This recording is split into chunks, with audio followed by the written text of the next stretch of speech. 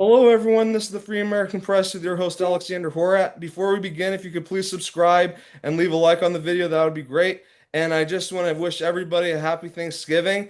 And today we're having Keith Neumeyer on the show. Keith Neumeyer is the founder and president and CEO of First Majestic Silver Corporation, one of the world's most leading primary silver producers with more than 3 decades of experience in the mining and resource sector. He has built First Majestic into a fully integrated operation from exploration and extraction to refining and mint. Keith Neumeyer is widely recognized as a leading voice on the silver market, mining economics, and the future of precious metals. Hello, Keith. We're happy to have you on the show. Well, good seeing you again, Alex. I know it's been quite some time since we last chatted.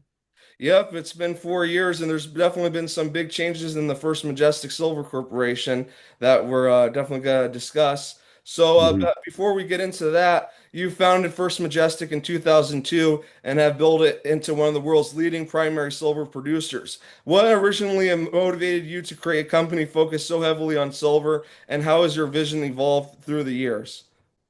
Well, I came from a corporate company, and when I left that company, I was looking around, what am I going to do next? And gold obviously is a pretty important metal, and a metal I quite like a lot as well. But the supply demand fundamentals of silver just were so overwhelming that I just said this has got to be the metal that I'm going to choose. And it was similar to copper, so I understood the supply demand fundamentals of that metal, and it just made a ton of sense. And this is in 2002.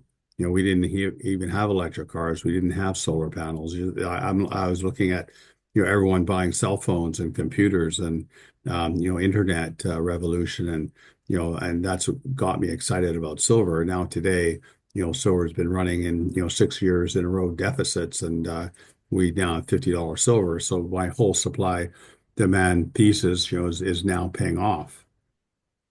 Oh, that's definitely great. Uh, can we talk a little bit about First Mint? For those who don't know, Keith actually created First Mint. It's a wholly owned subsidiary, First Majestic Silver. So Mhm. instead of sending the silver out, he's able to have the whole process of minting the silver into 999 bars and coins. So he's cut Mhm. out the middleman, which I really think is great. So can you walk us through the real cost structure of producing 999 investment grade silver from mining and refining all the way to final output? Many investors don't truly understand what goes into achieving that purity level. Yeah, quite an interesting business. We're a mining company. Opening up a mint was a little bit of a stretch, but it was built out of frustration because we've been selling metal, our silver. We'd ship our silver to a mint, and we were using two or three of them, and we had actually two go bankrupt on us, and then we had to move business to other mints. And back a couple of years ago, they were sitting on our ounces on their floor, and they just weren't converting them into the retail products that we needed for our customers. And people would go to our e-commerce website and see that many of our products were sold out, sold out, sold out. People were saying, "You guys are a mining company. Like, well, how can you be sold out?" And Yeah. so I said, "Well, forget this." And so I made the decision to build our own mint. And we chose Las Vegas, just due to its growing economy and access to talent and people and international airport. So it was a great place to choose, and we're happy to be there. And it took us about a year to get up and running, but we got up and running in March of 2004. So we're about 18 months into it. Still new. It's still, basically a startup. But last quarter we did $11 million worth of sales through the mint, and we currently have about 7% of our total production going through the mint, which is pretty nice. Well, that's Our pretty good. Yeah, our short-term goal is to get it up to 10%. We might be there by the end of the year, but I'm sure if we're not, we'll get there sometime over the next couple of quarters. So, the Dory bars get shipped up to United States from Mexico. It's our own silver. Um, then it gets refined. Then it gets shipped up to the mint, and the mint breaks it down and converts it into a variety of different products that we sell on our firstmint.com website. And we make an extra couple bucks. It of course costs us money to do it, and we make a small margin on top of the sale price that we sell our ounces for. Well, I think that's making investors happy in First Majestic Silver Corporation that you're making more money selling the 999 silver rather than shipping it out to somebody who will refine it themselves and sell it themselves. So I think that's great that you cut out the middleman in doing that. That was a pretty smart idea you had. Yeah, well, thanks. Yeah, so how has ore grade, energy cost, labor, and equipment ability influenced your production strategy over the past year? Um, well, ore grade, it's right across the board. You'll see this in all the miners that ore grade's dropping, and the reason why that is because price.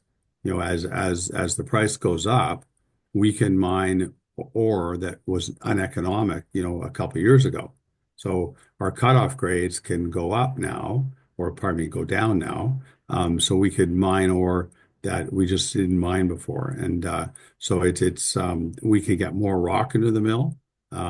So we're expanding mills right now, and even though the grades are potentially lower, which we're probably going to see over the next year or so, it's not that relevant because we'll still be producing approximately the same amount of ounces, but just at a higher price.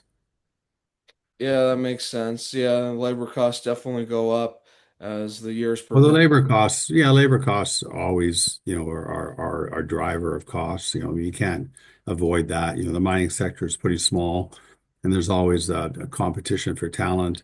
That never changes and hasn't changed, from the last 30 years. You mentioned energy costs. Energy costs are actually pretty good. We converted three of our mines to LNG over the last 2 years. So that's been very helpful, not only for our environmental footprint, but also for costs. But also, energy price or oil prices have been pretty flat to negative. So our other inputs like ammonia, which is a derivative of oil, cyanide, lubricants, all these things that, are byproducts of oil have all been stable or even in some cases have gone down. So, we've seen pretty good energy prices and not really much inflation. Oh, that's good. So, can you explain what LNG is to people who don't know what that is? Sure. Yeah, that's liquid natural gas. These are diesel motors, or they used to be diesel motors, and they've been converted over to use liquid natural gas. And so it's less pollutive. So environmentally, it's very good. And it's cheap. It's much cheaper. It's about half the price as a diesel as well at the same time. So, your mines are powered off their own generators. That's right. Mhm. Oh, that's cool. So your energy's self-sufficient. That's a good plus that you're not beholden to anybody for your energy. So Mhm. that's good to know. So given today's geopolitical climate, has the relationship between the US and Mexico created any challenges or opportunities for First Majestic mining operations? Are you seeing regulatory or logistical impacts on the ground?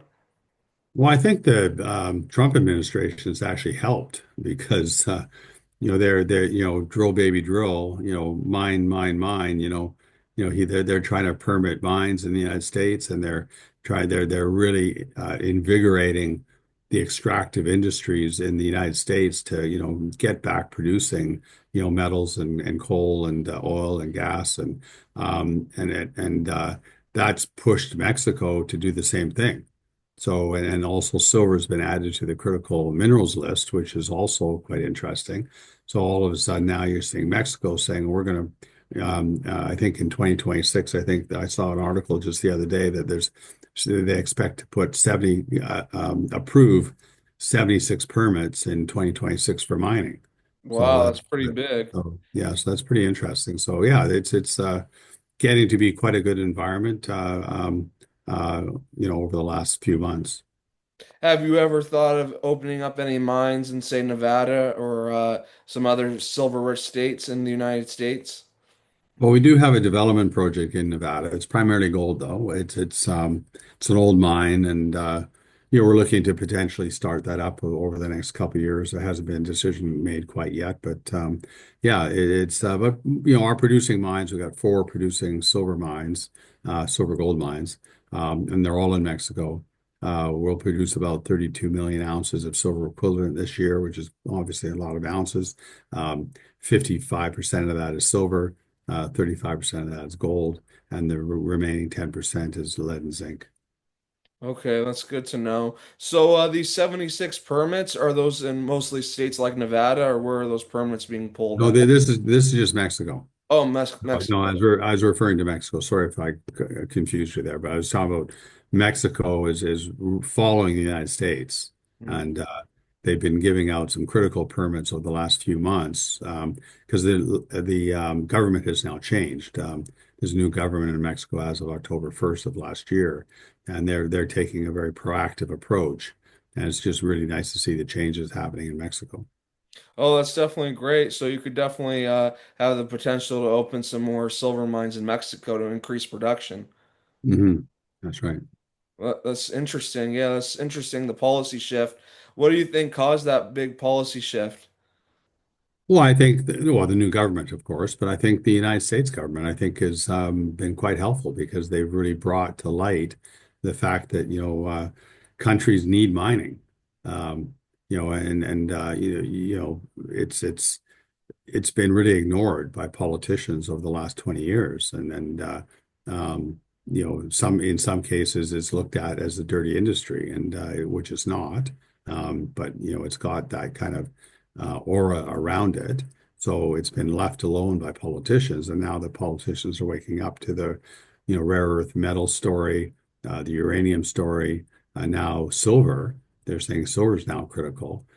So, politicians, governments are saying, hey, look, we need mining and we need to be producing these metals ourselves. And we don't want to be outsourcing all our metal production to other countries around the world. So let's do it ourselves. Let's get some permits in place. Let's support the mining sector, versus hindering them. Yeah, that's definitely true. And I think that's building real wealth by mining the silver and gold from the ground. I think that creates real wealth for countries. I think that makes a country more powerful. And it definitely gives a lot of good jobs to people who wouldn't have those jobs if the mines weren't open. So I think that's definitely a huge plus of the mines. Uh, so more broadly, how do you see global supply chains and political shifts affecting the silver mining industry in the coming years? Well, the tariff talk was a little bit nerve-wracking. It didn't last very long because, Trump eventually came out and said gold and silver are exempt from tariffs, which was good. Um, when it comes to other supply chains, really, suppliers in Mexico, United States, they're all intact. There's no issues there. Um, our equipment comes, a lot of our equipment comes out of Europe, and there's no real issues with that either. So no, we haven't really been affected or don't really visualize any challenges going forward in the supply chains. Well, that's definitely good to hear. That's definitely good for investors. So, can you provide an update on First Majestic's dividend strategy? Actually, the last time we talked was when First Majestic first started paying a dividend. How do you think about balancing shareholders' returns with capital allocations for new projects and mint expansion? Yeah, okay, well, there's a few questions there, but when it comes to the dividend, we launched that a few years back, and it's based on 1% of revenue. So it's designed to follow the silver price. So, in theory, the higher the silver price, the more revenue we get. So that's a direct benefit to investors that own shares in First Majestic. We may be updating that dividend. There is discussion going on of potentially increasing it. There's been no decision made yet, but look for news on a potential change to the dividend. Um, you had another question there, which I forgot. How do you think about balancing shareholders' returns with Oh, capital right, allocations for new right, projects and mint expansion? right. In addition to the dividend, we're also buying back shares. Um, we bought some shares last week, and I think we bought some this week as well. We're opportune. If the stock is down, one day silver prices are down 50 cents or something like that, our stock is obviously going to be down. It always does that. So, we'll take advantage of those weekdays in the market and we'll buy back shares. When it comes to investing in the mines, um, we have a huge exploration program. We're spending over $40 million in exploration in 2025. We've got over 30 rigs active within the company. 225,000 meters of drilling is scheduled to be completed in 2025. You'll look for even an increase in 2026. We're looking at expanding that budget. We're also expanding two mills. Two of the four mills that we're currently operating are going to be expanded in 2026. The Santa Elena mine will be expanded from 3,200 to 3,500 tons per day. And the Los Gatos mine is being expanded from about 3,500 tons per day to 4,000 tons per day. Wow, so that's a really big production increase. That's really good. How is that going to impact investors? Well, hopefully they're happy because we'll be able to produce ounces and hopefully economically and at a reasonable price. And yeah, you expand the mill when you know you can produce it. And we've got three of our four mines have extremely large land packages that will be running for the next several decades. So it's a nice time to be expanding the mills in a high price environment as we have today. That's definitely true. So that leads me to my next question. As silver prices fluctuate, how do you manage financial risk while still planning long-term mine development? Well, we've got $560 million in the bank today, and that's increasing, every week. Um, so it's a pretty nice place to be as a mining company or silver mining company. And we, you know, as I said, we are expanding the two mills, and that takes cash to do that, and the exploration programs obviously take cash as well. So we're cash flow positive, but we're trying to allocate capital as best as we can. Yeah, that definitely makes a lot of sense. So what is your outlook for silver demand over the next decade, particularly in industrial sectors such as solar, electronics, and energy infrastructure?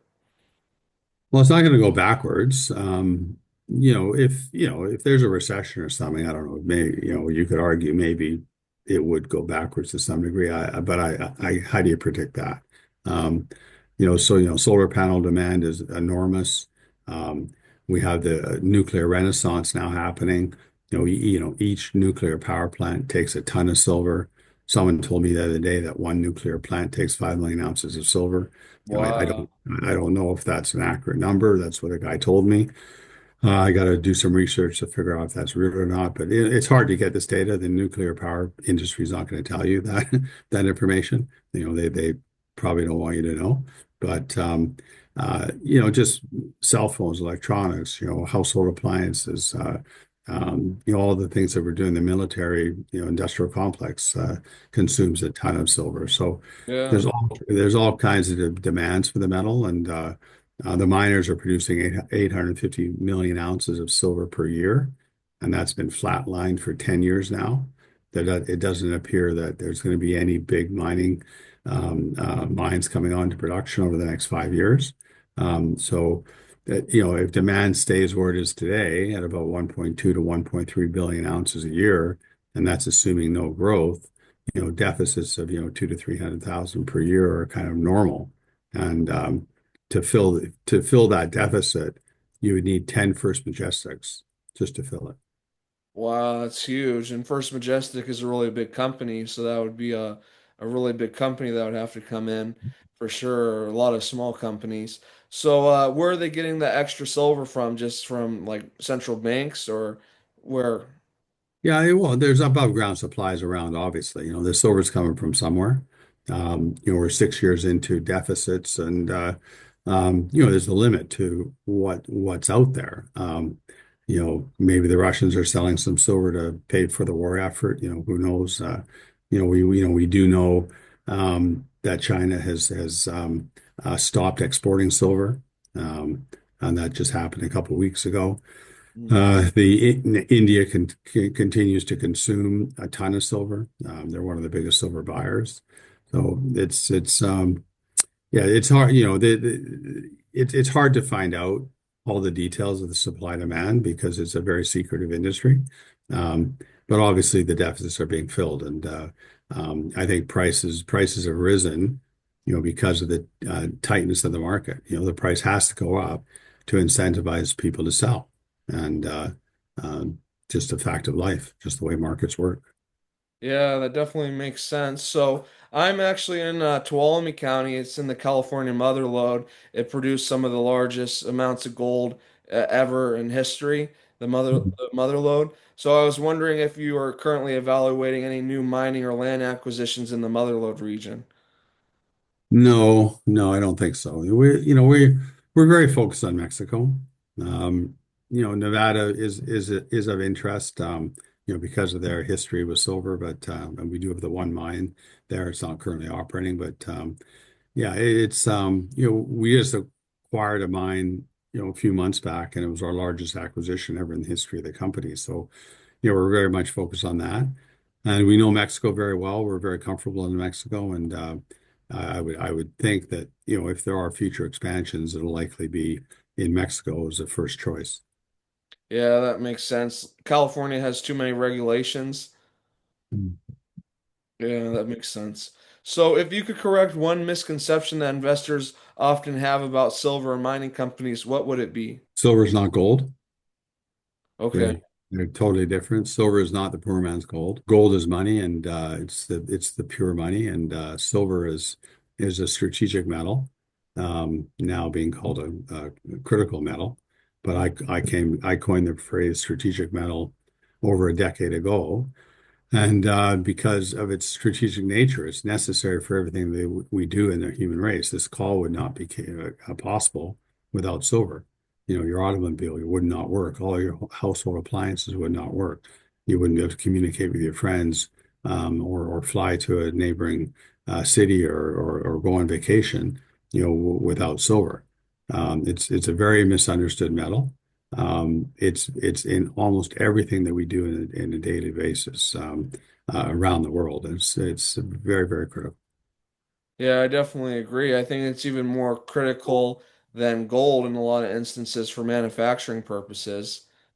Oh Um, yeah, well, yeah. Gold's not used it's used in some small degree in some components for sure, but on a percentage, it's very, very small. You've got 70% of silver produced going into industry. yeah, that's definitely a huge amount. So what long-term developments in energy, technology, and global finance are you most closely watching right now? Well, the silver price, of course. I pay a lot of time, or spend a lot of time watching the silver price.